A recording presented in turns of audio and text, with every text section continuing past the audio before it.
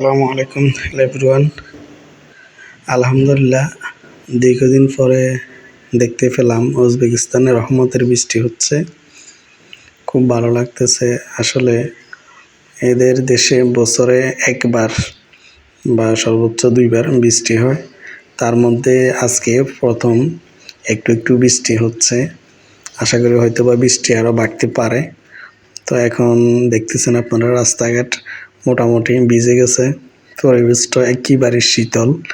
এমনিতে নর্মালি বর্তমানে এখানে তাপমাত্রা 16-17 ডিগ্রি সেলসিয়াস।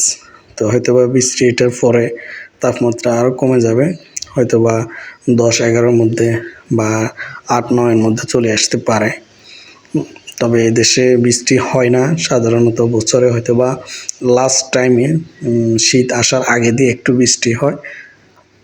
এটা মূলত এদেশে বৃষ্টিটা হয় আমার মনে হয় শীতটা পুরোপুরিভাবে আসার জন্য, এবং এই বৃষ্টিটার পরে শীত পুরোপুরিভাবে চালু হয়ে যায় এদেশে।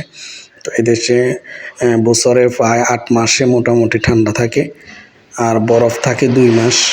মোটামুটি পুরো দেশটা সুন্দর, শীতল, অসাধারণ পরিবেশ। এই দেশ নিরাপদ থাকার মতো জায়গা। এই দেশটা আসলে অনেকটা শান্তি, কোনো ধরনের বিশৃঙ্খলা, কোনো ধরনের ঝামেলা নাই।